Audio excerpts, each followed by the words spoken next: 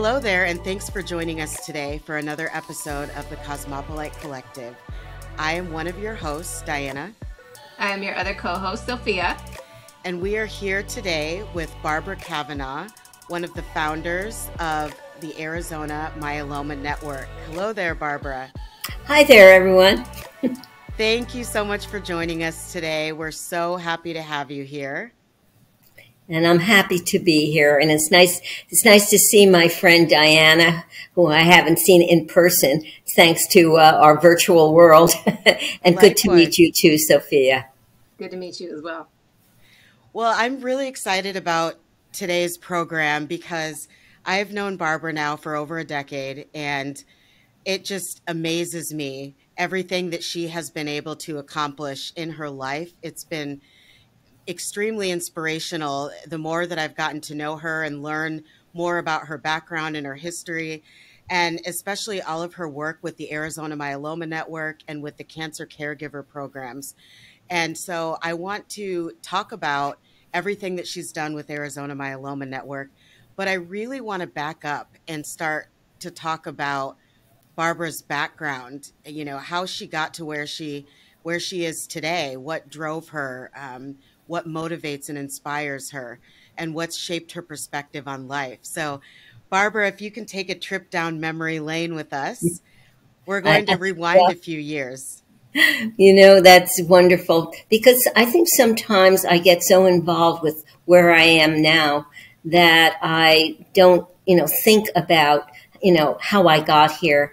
And I know it really started when I was a child, and my mother always had claimed that I came out of the womb a social worker, and that it was something I was always very concerned and caring about other people. And I think a lot of it came out of my background with my immigrant parents who, had, escaped the Nazis and so on, and came to America and were able to have a life that they would never have had, and worked very hard and had, one little store like so many immigrant families, and then they brought up another member of the family. So I was always very aware of how, not only lucky we were, but as I said to many people, even when I was 5 and I was in kindergarten, someone said to me, how they do with little kids, and what do you want to be when you grow up?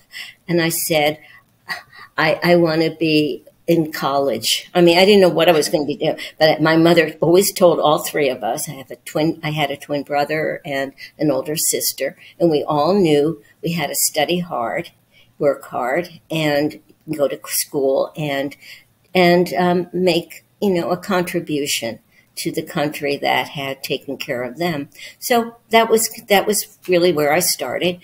And what I found is, I grew up and did go to college, is that I went to Duke University, and it was the first time I experienced segregation, because I had gone to school and grown up in a community where we all went to school together. And so that was a big surprise to me. I don't know. I guess there wasn't the same kind of information and communications years ago. And that was really the very beginnings of civil rights. So I have to say that turned out to be a very, very important part of not only my development, but my realization that I really needed to have a path. What I realized is that I really needed to be someone who could help make the changes and help other people. And so I was part of the civil rights movement in North Carolina. And I'm sorry, can we just rewind really quick for a second? Because we just skimmed over some things that were major. Okay. Your parents escaped the Nazis. Yeah. We breezed over that in like a second. It was, well, and that's such a big deal. Can you talk a little bit more about that? Would you be willing to? Yeah, sure. It's kind of now something that, a lot of people have forgotten, as Jews. I would love to hear. Yeah. Okay. Well, I mean, I was, as a child, of course, I wasn't really aware of that. I did know we were different because my parents had an accent, and a lot of their friends were other people who had escaped the Nazis. Being Jewish, there was a lot of anti-Semitism, not only in Germany and in Europe, but also in Russia, was then USSR. So that was, a factor in, my grandmother, who I think of as the first independent woman. Her husband had left already to go to the United States so that he could get money together to bring over the rest of the family. And so she had to take care of all the work in her little house that they had. And she had goats and she grew vegetables. And she was very good. She made cheese. So she was friends with all her neighbors and they protected them, which I guess that was really my realization of how there are good people who take some of those chances. And so, but as things were getting worse and war was breaking out in Europe, my grandmother realized that she needed to get the last 2 children out. My mother was the youngest in a family of 8, which was quite common in those days, that, there were larger families. And the other 5 or 6 siblings were already in the United States. So there was money being sent back and very complicated. But, she told this story often because she wanted to make sure that we realized how fortunate we were. And that there are dangers out there, and there are people who aren't going to like you, and I don't think she ever dramatized it. She didn't make it sound like, oh, everybody's, she just said, well, you're going to find that there are people who aren't going to like you for your religion, for your color, for your, your background. And you just have to learn to, live with other people. And we always did. So, anyway, so my father immigrated from Romania, and my mother immigrated from the Ukraine, and they met in New York because that's where so many of the Jewish people came. They came to Philadelphia, New York, cities like that. And, my father and mother worked in the garment factory, and and my mother was with the first unions in New York. So I always laugh and say, I was just destined to do all this stuff. I didn't really have a choice. But it was really good because, they met and they, saved money, and they bought a Chinese laundry in New Brunswick, New Jersey. And it was wonderful, and we lived above there, or my parents did. And by the way, both of my parents on their own, before they even met, had gone to night school, had both graduated from, American high school, spoke English. My father really had a great ear for languages. He spoke 4 languages. Oh, wow. And yeah, so when learning English was very, very easy for him. He had no accent at all, as I remember growing up. My mother always had an accent, and in Russian, V is W. So it wasn't, Victor, it was Victor. And I never found it. I mean, I kind of was so used to it that I didn't notice it until one of the other kids pointed it out and said, "What's Victor?" And, people were aware, but there wasn't the kind of, and frankly, there were so many immigrants in almost every big town. There were Italians, and there were Irish, and there were German. I mean, there were just so many. I mean, there were so many different kinds of people that it wasn't particularly unusual. And we considered anybody who had their own house, rich. I mean, that was, no matter what it looked like. That reminds me of when I was growing up. The librarian, the head librarian for the children's room, they had a children's part of the library, was a woman by the name of Ocelia Nevels White. And she was, as she said, but I'm not white, I'm brown. And she was the first Negro who had been hired in this kind of very visible position. She was a graduate of a Negro college in Virginia. And within that year, they hired 2 more of her, classmates, because they were extremely well qualified, and their names were Virginia and Ginny. So it was, there were 3 of them. It was Ocelia, Virginia and Ginny, and we used to just laugh all the time. They included me in everything. They treated me like I was one of their buddies, and they wrote references for me for college. And these were all my friends, and when I marched for civil rights and all that. I mean, one of the things I remember the most is there was a Negro college in Durham, North Carolina, and I got to know the Negro students, and all they wanted to do is be able to take advanced math and some really good courses that would, be good for them to develop professionally and have good careers. But they couldn't. They were in the Negro college, which didn't have as much of the kinds of educational information and materials. The person I was working for, the professor, was himself a survivor of the Nazi concentration camps. And he was a tremendous influence on me. He was not bitter. He was just a wonderful person. But he knew how important freedom was. And so basically I hung out mostly with graduate students and, sociology professor. But what I also did was we only could meet in the Negro clubs. So I learned to dance. And I learned to absolutely love soul music and jazz. And, and it became one of the things that I wish I could still do it because my arthritis doesn't allow it. So that's how I got to social work school, because Kurt Bach, the survivor of, the death camps, said to me, he said, "You're not going to be a sociologist." He said, "We study it. We don't change it." And it was very interesting. And he said, "You want to change things." And he said, "You'll be very frustrated if you're teaching sociology and editing my book." He said, "Because it took me 4 years to do this study."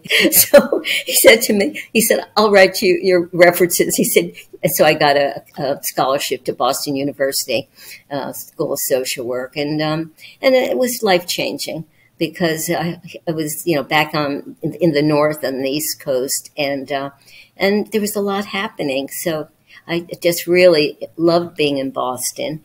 So what I did was I taught them dancing, and it turned out to be, I laugh now because, I couldn't teach anybody anything, but it got kids together. And it was really fun because a lot of the Negro kids, were into, first of all, spirituals, they were into blues, they were into jazz, and so on and so forth. But it turned out that, again, it was so much fun. And I realized that I like this. I like, helping and doing something that mattered, that really you saw something that you could actually make a change. Some of these big things in the big institutions, they have all their rules and they have all their, layers, and there weren't any layers. And then I said, we really have to do more than just go out there and say, how are you doing? Or, I said, what are we going to do for the parents, and what are we going to do for the families? Their whole lives are turned upside down, and the other kids often are being neglected. So we started getting some other programs going, and I think it was just that I spoke up. I asked questions because I don't know, I just was never afraid about asking questions. But anyway, so it kind of evolved, from these experiences that I really learned so much about life. I learned a lot about myself. And I just realized that that's really what I was good at. I decided I wanted to go into doing my own counseling and have my own, consulting company. And that's where I started my first one. And, it was called People to People Associates.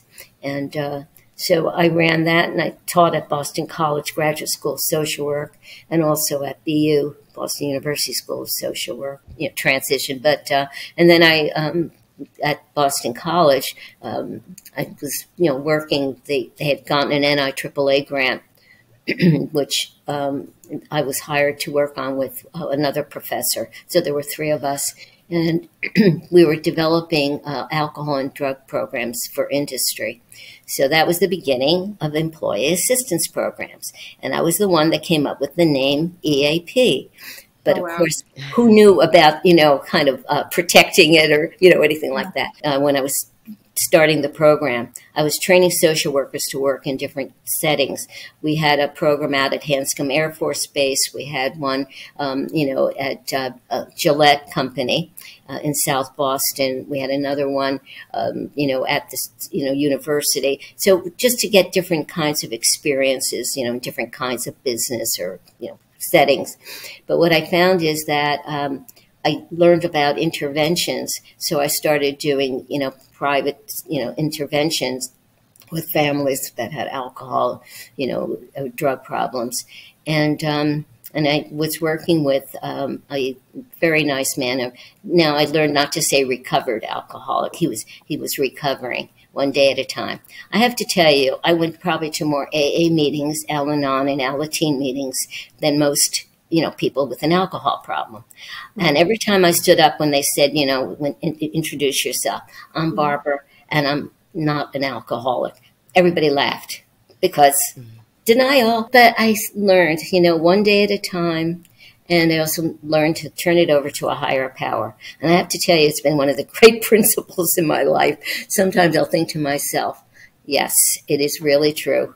And let God let go. Let go, let God. And so anyway, I found I was very effective with women who had grown up in alcoholic homes, and that became my specialty, of working with, children of alcoholics and young adults. And again, it was a wonderful experience.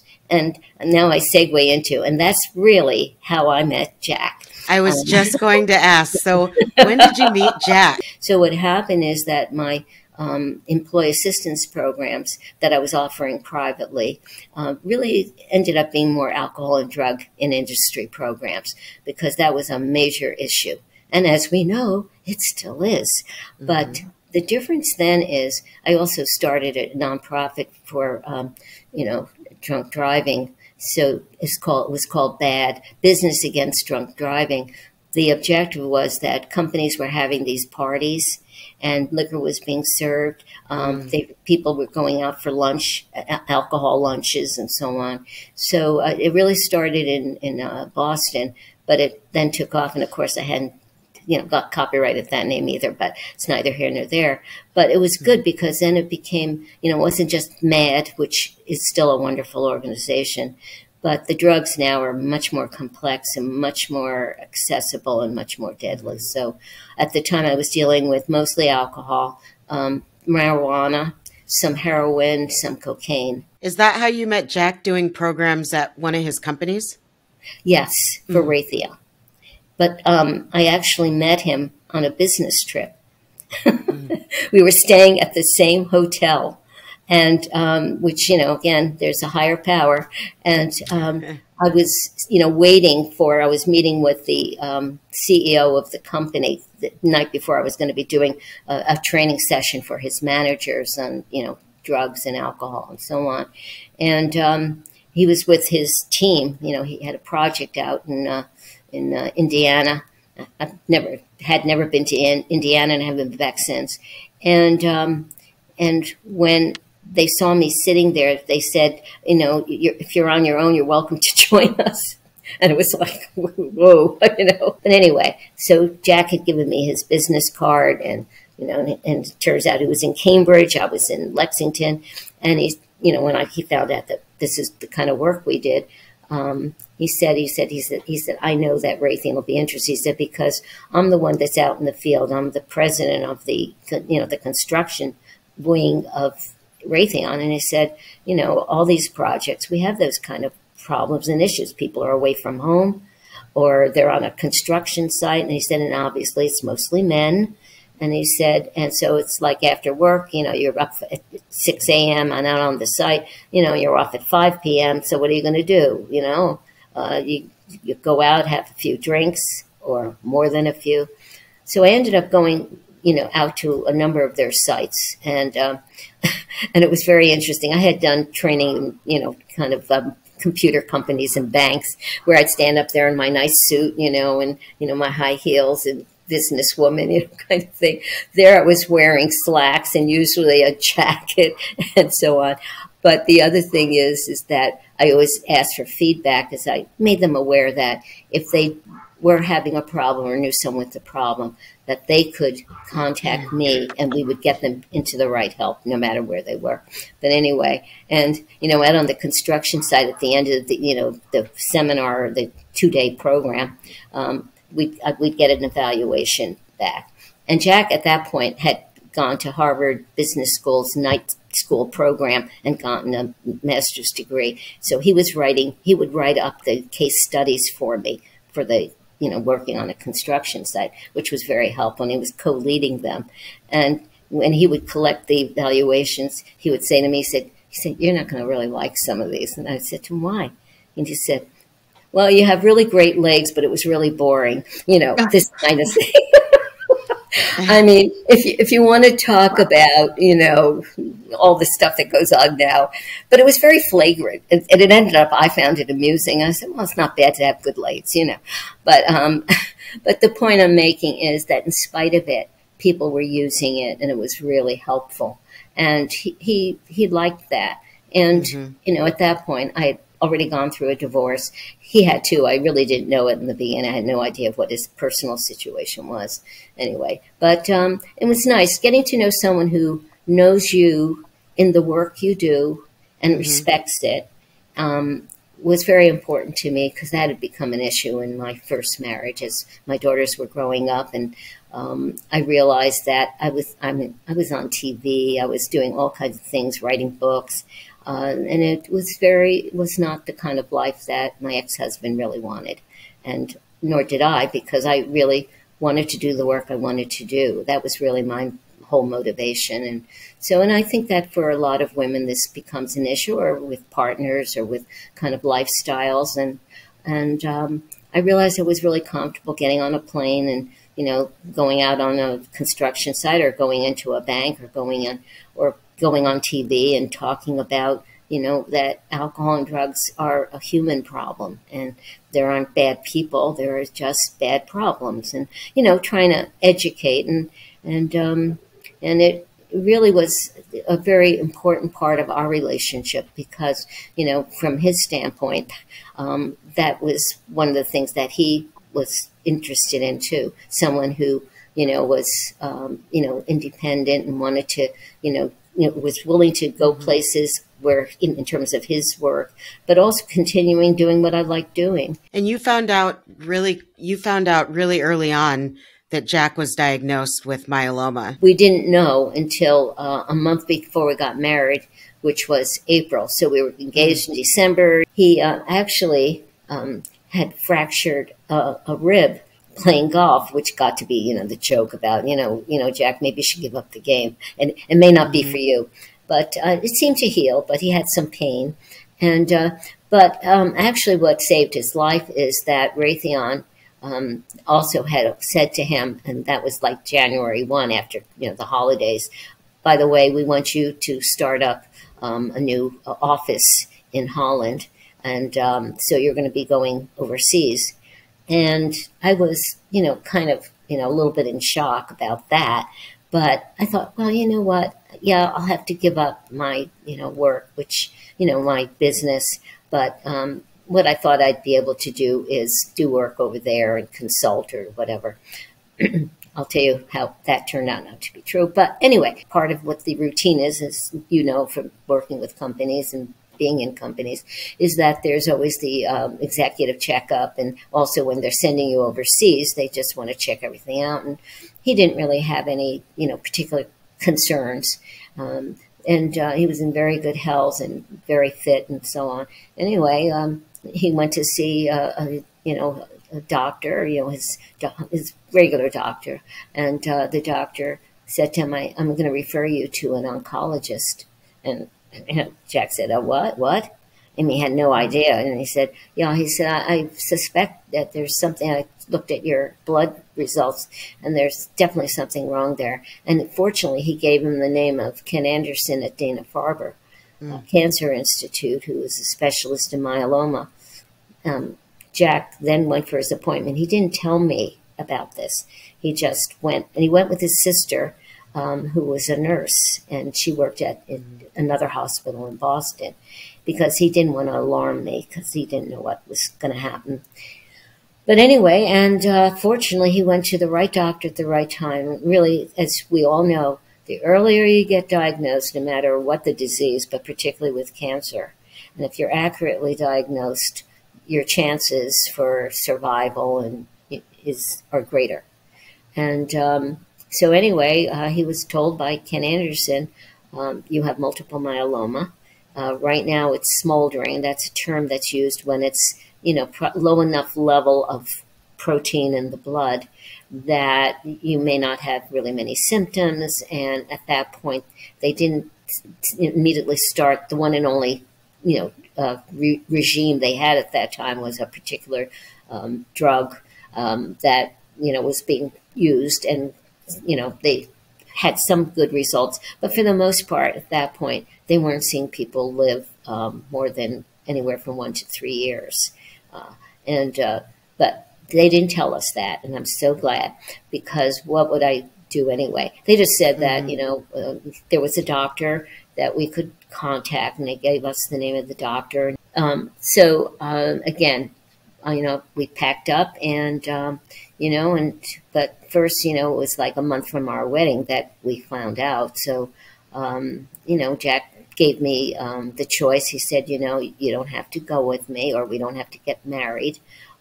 He said, I could just go over there, and if things are okay. And I just looked at him and said, you're not getting out of this that easily. We're getting married, and I'm going with you. And I just made him understand one thing. I said, I have to tell you right now, your sister's a nurse. I am not.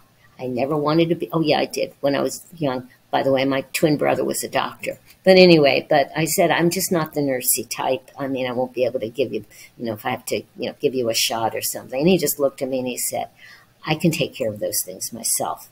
Before I knew him, he had lived in Ireland and had owned greyhounds and was giving them their shots. But anyway, the point is, he had experience in his own life that he felt that he'd be able to handle that part. And I said, well, then what I'll do is I'll be there and help with everything else. He hadn't started treatment, but within a month, we were riding bikes. You have to ride a bike in Holland.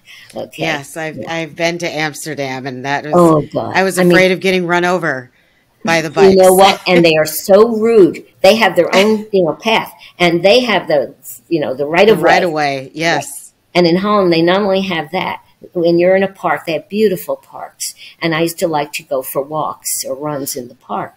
And then I tried riding my bike. I couldn't ride my bike fast enough for them. They were taking me out on a bike. For the bikers or for cars? The cars, you didn't have to worry about cars. The cars, we had our little path, but they had their path, and then there was a walking path, but see, in the park, they added the horse path. So I was always in the walking path. And I loved the horses because they were very polite. They would, walk by or run by and something.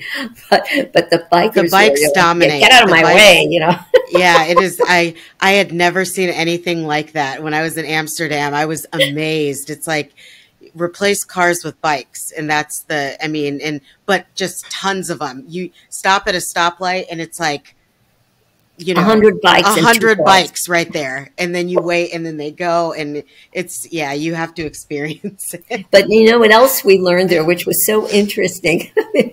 It was very interesting, really learning about the customs that they don't tell you about. Well, one of them is that bikes are supreme, okay? But not only that, everybody has the same black bike, and you just leave it wherever it is. Somebody takes yours, you take a different one. That's it. So Really? the house we rented came with 2 black bikes, okay? And one was female and one was male. And seriously. And I didn't ride a bike unless I had to, because after my first couple experiences. But actually that's, again, what happened is that Jack and I did ride, we lived near a beach called Kavanagh. By the way, the Dutch will correct you all the time. You never say any Dutch word right, but they're funny and nice and helpful. But anyway, so we used to ride our bike along the beach because it was really pretty. There were obviously special paths for the bikes. And Jack sneezed, and he cracked another rib.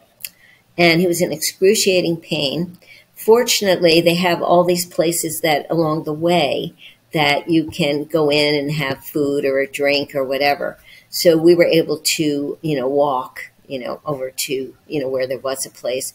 And we were able to call a taxi to bring us back. So, and of course, it doesn't matter if you leave your bikes, somebody will take them or whatever. But anyhow, and so we knew that meant that, that was the symptom that showed him that he already had myeloma was advancing. So we had a phone number in Rotterdam, and Dr. Sonneveld, and he was a young researcher, one of the very few in Europe. There was mostly a few in the United States. And anyway, and so we went to see him, and he said, yeah, we're going to start you on this, one treatment we have. And he said, and then we have something new we're trying, interferon. We add that you'll have to give yourself a shot every day. And so he said something to the effect is, does your company have a nurse at the facility where Jack was working at a facility in The Hague, and that's where we lived nearby, in Skaven. And anyway, but so Jack said, don't worry, I know how to give myself a shot. So he wasn't going to have to have somebody doing that. And so he was getting a shot. But then also once a month, he took the actual chemotherapy. So that was in a liquid form. So he did that. So he didn't lose his hair, which we were glad of because we weren't going to tell the company because they would have sent him back immediately. So, and that was very hard. I'd say that probably in the, over 10 years, maybe closer to 13 that we were overseas on and off. That was always hard because he was amazing that no matter what, no matter how he felt, he got up. He had some sick days that he could take, but he tried to take as few as possible. And we just continued our life. But anyway, and he was able to, get to work, and even if he didn't feel so great. And then where did you go after that? Yeah. And, well, one of the things that we got concerned about and that the Dr. Sonneveld was concerned about is he said, if you have an opportunity, he said, you may want to go back to the United States for treatment. He said, we don't have anything new. I mean, he said, I'm the only doctor, and I'm an oncologist, and I'm the only one that's doing anything with myeloma here. And he said, I can get information, but I might not have access to some of the treatments and the clinical trials. So Jack put his resume out and was offered a job back in the U.S., and that was Wisconsin. So, but what was good about it is that they didn't know, but he got into his contract that they had to give him 6 months notice if, they couldn't, let him go. And not only they had to pay all of our moving expenses and so on and so forth, and that we would have, good insurance and so on. So we made sure he negotiated a good contract. I want to fast forward just a little bit because I want to touch on some of the countries that you visited, that you worked at, that Jack worked in and that you visited, and some of the trips that you've been on. You sent an extensive list of countries that you've been to, and I was amazed. So what are the countries that you lived in?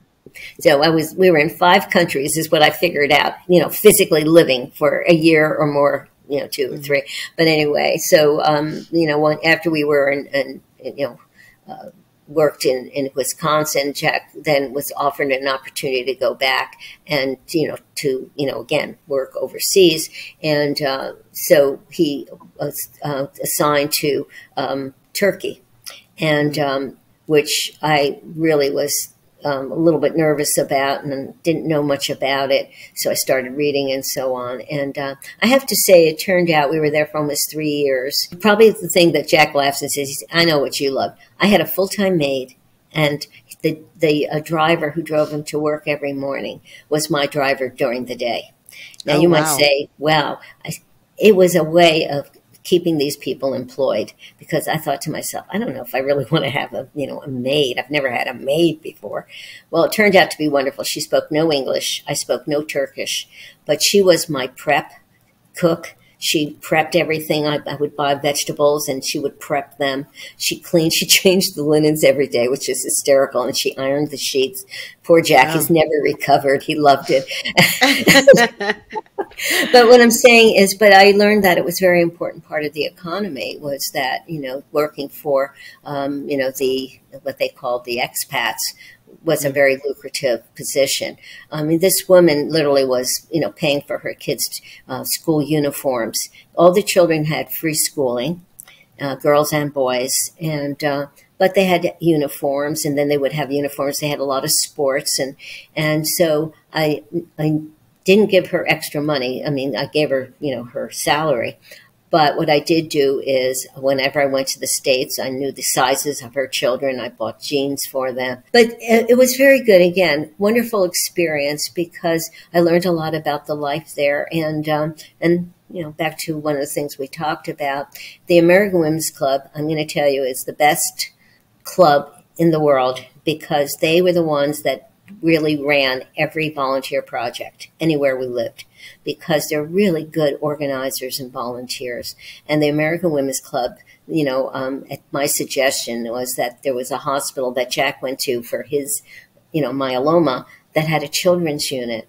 And the doctor Jack was seeing spoke English, and he said, I want to introduce you to Dr. Minerva. I can't pronounce her last name to this day, Pamaluchu or something. And he said, because she speaks English perfectly. She studied at, Oxford. He said, the children, he said, this is the only place in Turkey that children are being treated. So they come from all over Turkey, which is thousands of miles, But anyway, so when I went to visit the unit, I was really shocked. It was clean, but they didn't have chairs for people, enough chairs for the family. The whole family comes. And by the way, that, just fast forward, when we came here to Arizona, that's how I got really interested in the Navajo Nation. Because, again, I learned about culture and traditions, and I also learned about the importance of the whole family having to be involved. The whole family needed to learn and be educated. And how many other places did you go after Turkey? There was a project in Germany. So we first had to go to England, because that's where Jack was going to be, training, the people who would be coming from their London office to go with him. And so we were there in outside of London, actually Manchester, for about 6 or 8 months with our 2 cats. We were back in England for a while, or we were in England for a while, and then we went to Germany, and we lived in Essen. And I found it very difficult. Very few of the people spoke English except in the company that Jack worked in. And for me, it was very difficult, because Essen was a place where they had destroyed the synagogue, and, and there was a big plaque in the streets saying this is where 100,000 Jews were deported. So I have to admit, I didn't feel real comfortable, and it's not to say people weren't pleasant and so on. But anyway, as it worked out, the company that had hired, Jack's company to build this, it was actually putting in, I forget what it is, some kind of communication system or whatever. They, reneged on the contract. So they were going to, send us, back to the States. And then what was nice that came up was an opportunity to go to Ireland. So we did go to Ireland and lived there for a couple of years. And then another opportunity came up, which we loved also, was our last, I think the 5th country. I've left anybody out, I don't know. But anyway, was we lived in England again for almost 3 years. And we were there, again, it was all of the experiences. So obviously living in Ireland and England were a lot easier for me in terms of language, But for the most part, I just found that there's a different culture. There are different ways of treating cancer. So wherever I went, I started some kind of a cancer, volunteer program. And we did that in London too. It was for children. By the way, we also, the American Women's Club and a couple of the other international clubs, we started the first support group for breast cancer there. And that's the other thing I learned. Almost, I would say every country we lived in, maybe less than, not as much in Ireland, people didn't talk about cancer. In Turkey, Jack had an associate, when he found out I knew about cancer, he told me about his wife, and it was like a secret.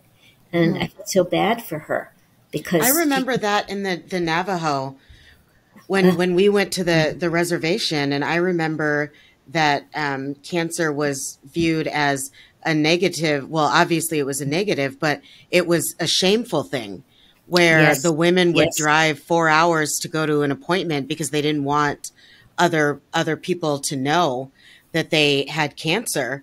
And I remember, and maybe you can correct me on this, but their word for breast cancer was something like, my breasts are killing me, or something like that. I was just going to say, you know what, Diana, you're great, because it was the sore that never heals.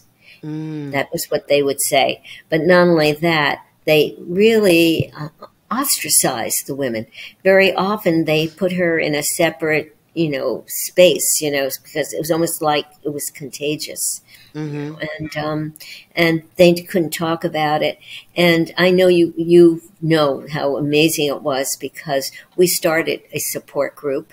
We started an education program so that women could not only talk about it, also the family. Very often the family didn't talk about it because they didn't understand what was going on, and they were afraid, and and they didn't know. And so and we started doing the Navajo conferences, and it was so important because they came. I'll never forget the old people, the young people. Everybody came. The whole family came, and that was very similar to Turkey. Whenever we had any kind of a program, it was the family. Not as much in other countries. It was, we did some work in other countries, like, having, groups or having, seminars and so on. But it was so much more about, I guess it was, the whole thing was tribal, and tribal in some of the important ways, and some of the ways that aren't good are some of the tribal ideas about things, like, well, if you have that, that means you're untouchable and so on. So we had a lot of educating to do, but the younger people were educating the older people. What we found, it was true in Turkey as well, a lot of the older people didn't speak any other language other than, Turkish. But German was more popular than English at that time, in terms of another language. But, with the Navajos, when we went up there, they had experiences with some of the research groups in Arizona and elsewhere, but, where they weren't told about what the research was for. And so they were very, very suspicious of outsiders in general. But cancer, again, was very frightening. But we were lucky that we were able to meet people who were willing to help us, not just translate, but educate us. And we did actually have a grant for 3 years to work specifically with breast cancer, which was really, really helpful. Because as you know, after the first year, they were sitting up on a stage having a discussion about what it was like to be a woman with breast cancer, and how some of them were really, they were, kind of taken out of nobody would talk about it. Their husbands were afraid of them, or were, uncomfortable. Was that similar to, was there similar treatment if a man had cancer? Were there different kinds of cancer that, that are specific to men that would elicit the same kind of a response? No, I think some of the other cancers, whether it's stomach cancer or lung cancer, which of course was very common because of smoking, and actually some of the myeloma, was was also less threatening because it's men, women, it's, and other blood cancers. But also what was interesting is that there was more of an acceptance of, a diagnosis for those, because they were more common, to hear about. But again, women, and I don't think, and again, probably prostate cancer, we didn't come. But one of the ways we were, getting, women to talk about it was because, again, they were, if not their breast cancer being diagnosed, we were helping with getting more screenings done. And we found that by having, other Navajo women who were screened or were willing to get screened, that we were able to help in that regard. But the other thing that was interesting was that myeloma was also more common than they had realized because they have a very high incidence of diabetes. So they were having blood tests all the time. And that's where they were picking up the myeloma, which turned out to be very fortunate once we got involved, because in addition to breast cancer, we were dealing with all cancers. We were able to really, diagnose. And also because we would do a research roundtable, also up there, we'd go up on a Friday night, do a research roundtable with their, Navajo and other Native American researchers, people from the universities, ASU, U of A, and also from Mayo. So we were bringing doctors up there. So there wasn't the kind of resistance as there was like in Turkey, because nobody was out in the community there. You went to a hospital, and if you were lucky, you got diagnosed. But again, did you notice any difference in treatment between here and countries where there is like the NHS or other versions of universal health care? Well, one of the problems, and I mean, this is my bias, is that, with socialized medicine, they weren't paying for or willing to pay for some of the drugs that were coming out. The other thing was that they sometimes had to wait months to get an appointment, with a doctor. I mean, even when we were living in London, we were lucky we, were able to see a private doctor because from his myeloma, because he had to go to a clinic one time because the original doctor he was referred to, she had a private practice, but she was mostly in the clinics because they had so many people. So we literally would have to stand there because there weren't enough seats. And he was supposed to be seen every month because he was on a new medication. And it was terrible because, being in there, talking about with COVID, well, you were in there with people who had TB and all kinds of stuff because it was a general clinic, So, and I found not being able to be seen by a specialist in a timely manner is a very, very important issue. Sometimes there weren't as many of these specialists or even cancer doctors in every city or town. That's why, when talking about Ireland, what I loved about it is a small country, and we were living, in one town, but we could drive to Galway in 45 minutes and see his doctor privately, even though, they had socialized medicine. They also had a private practice, and it was easier to communicate that way. So, we got involved with helping out there also. And, Jack's family is there. I mean, his first cousins and so on. And we were able to help a lot of them because some of them, didn't know much about myeloma. And, just being more aware. But anyway, back to, the Navajos, we really created not only a lot of awareness, but having the educational programs, having the involvement of bringing people together. We found it's, which is good for me, I'm Jewish, so food is always important. And we were, serving breakfast to them, and it was a actual Navajo catering service. And so they had breakfast, they had lunch, and they had food they could take away with them, which was I miss really the tacos, important. the fry bread. Oh, it's so good. Yeah, and I think the fact that we had the Navajo catering, and you know what was so beautiful? they two children, adult children of the catering couple. They both were wanted to go on to nursing or medical school, and they got to meet the doctors, and they got mentored, and they got into these schools. And so, I mean, we still stay in touch. But it was just the idea that, there got to be something that people really, enjoyed, that they looked forward to these conferences. But then we started doing our caregiver programs up there also, because it was just a natural, because so many of the families really needed to help. And once they felt they knew how to help, and weren't so afraid about it.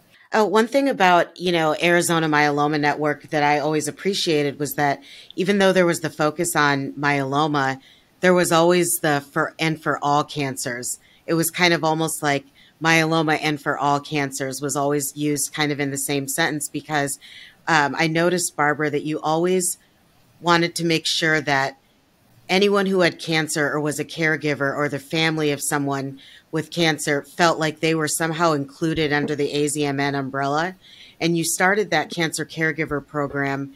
And, just looking at your website, I've noticed, how even there you're like, this is going to expand into more states. And, we're going to have resources to be able to, provide these programs and these education and these trainings and support groups in states outside of Arizona. Why was that so important to you? Because what I realized, cancer is cancer. And even though some of the symptoms and some of the treatments are different, that it just changes everybody's life. And it changes it in mostly the same ways. It's a financial issues, there are the legal issues, there are the, family issues, and also, educating people that they have a right to know, and that they have a right to ask questions. They have a right to ask for a second opinion. And this is, to me, a universal. I mean, I'm still in touch with people in these other countries and, programs in other places. And I've always felt that, when people would say, well, so-and-so, this other, cancer group or organization. And I would say, there's plenty of cancer for everybody, and most of our services we do what we do. And it's a tough road, because a lot of the other groups seem to have better funding and so on, because maybe my focus of being everything to everybody is kind of maybe not the best financial principle, but anyway. But AZMN, Arizona Myeloma Network, is very grassroots. I mean, the money that comes into AZMN goes directly to the patients and the caregivers. You have a very lean machine in terms of operational costs, overhead costs, things like that. I think that's important. When I was talking to you about this before, you had mentioned to me cancer doesn't have a race. And I thought that was really just such a great message, because, and it really resonates given your background with, coming from a Jewish family and also being exposed to the civil rights movement and marching in the civil rights movement, and your experience living in all of these different countries. I think from my perspective, it's really influenced the way that you run Arizona Myeloma Network, just to be there, make sure that it's for everyone, for the underrepresented, which is something I really appreciate. And I hope that, those with cancer or those who are caregivers or whose lives have been affected or touched by cancer really think about the organizations that are grassroots, where the money is going to provide these services when they're thinking about donating or sponsoring or partnering. Yeah, and that's a very, very important message, Diane, and it's one that we're trying to get out now more than ever. And it also really was what motivated us, and again, some of the wonderful people like William Brown, who had been board guide and someone who had background in business and also helped, develop our board and educate us about that. And when he himself was touched by cancer, when first his, son, young adult son, died of myeloma because of, lack of, early diagnosis. And then his wife was diagnosed with aggressive, breast cancer. And he always, was still working with us. But as he said, when it happens to you, you're suddenly in a whole different world. And it's really true. And for all the contacts, and it's not just money, and it's not just, but, just feeling that I feel so overwhelmed with not only the responsibility, but I feel so unprepared. And that's where we decided, and kind of COVID was really ended up being kind of, yep, this is what you need to do, which is developing our online or virtual cancer caregiver education program. It took us a couple of years and trying to, raise the money to be able to finish it, and which we now have, and we've just begun. We launched it in late March at a joint conference with another research organization, MMRF. But what we found is that we had 70 some people in person, but what we had was over 270 people online, and that there is a way to translate it that way and give people the opportunity to participate, but also being able to now, get it for themselves. We have, opportunities for people who don't have the money. It's very low cost, but, that we can arrange for them to get it, for a nominal fee or no fee at all. And that's why we're looking for donations, because we really want to make sure that no one is excluded, that no one is going to be isolated as we have been. Some of it was COVID, but some of it is even many, as I know, people that I know over the years, they still don't talk about their cancer. They talk to me, but they don't talk about it. It's like, well, it's there, but I don't want to think about it. But then they start going through something, and then who do they call? Well, so part of the program is not only, lessons or modules that are interactive, but we also have a resource library. So we'll have all kinds of great resources all over the country. As I said, it'll be, Southwest, and then it'll be expanded and to other states, but it'll also be available in the U.S. and Canada first, and then probably other languages. But right now you have a resource library in addition to the actual lesson plans, and you also have a community, a care community, which is, again, virtual, but it'll be like your own Facebook, but it's private, it's confidential, and you can opt in or opt out. I mean, it's up to you. But it'll be people you can talk to. And also we have a backup, a social worker who will be available, that if you have a question or a concern, she will be available. So, we're hoping, and thanks to Diana and those who, really care about what happens to not just cancer patients, but helping an organization like ours. It's small, and, again, Arizona Myeloma Network and Cancer Caregivers AZ, and now we're calling Cancer Caregivers America. But the point being is, the kind of the model and the kind of heart is still myeloma. My husband, but he's also a 32-year survivor. And I always joke and say 32 years surviving marriage with me and 32 years of surviving cancer. I don't know which is more challenging, but he seems to be doing good. But and all along the way, there are other health issues that come up, by the way, side effects and, and other cancers. And so we feel that people need to know that, there are challenges ahead, but there is also hope. And I think that's probably one of the most important things I can say to people, is that we keep learning. There are new developments, the number of companies and organizations here and research. AZ Bioindustries has been an incredibly big help to us, and to, bringing researchers and companies here to, to build their businesses. So we see a lot that we can do, and, and it's wonderful. I love being able to talk with these two lovely ladies, and, it makes you feel good to know about not just, women, but people who are out there looking at, and caring about what's happening outside their own life or their own job, or, it's that we're all in this together.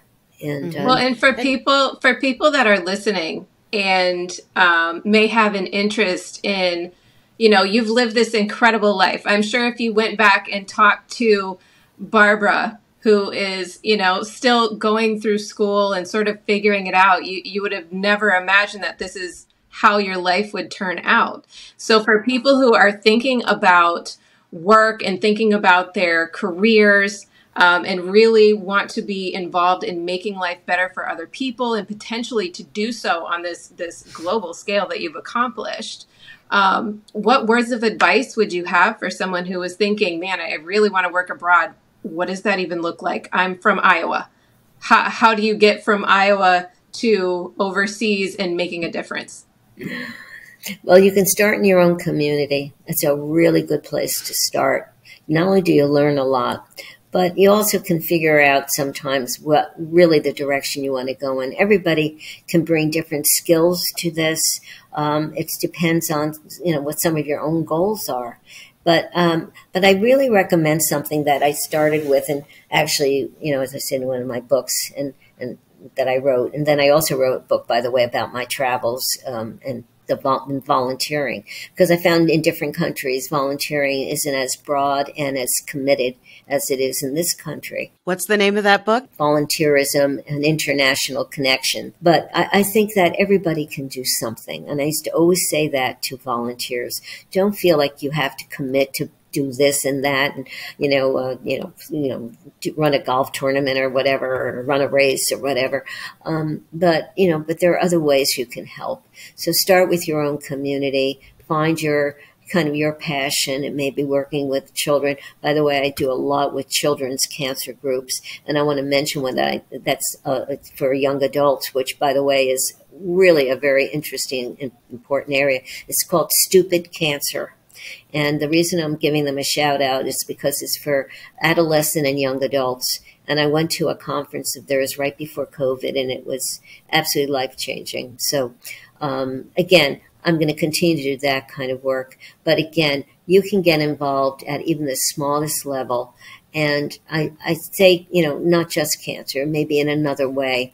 But the other thing is, frankly, donate to charities like ours who are really grassroots. And I hope you choose us because I think we have some more important work that we want to, get out there that will help, make other kinds of programs more accessible. And so, you'll have that information, but we're always here to answer a question. You can always call me. My number, I have my office number, which is in my spare bedroom. But anyway, now I'm sitting in the kitchen, which is my real office.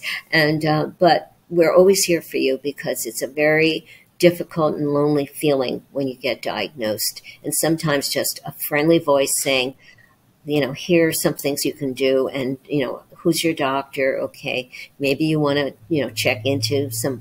But, again, it's not that there's only one way.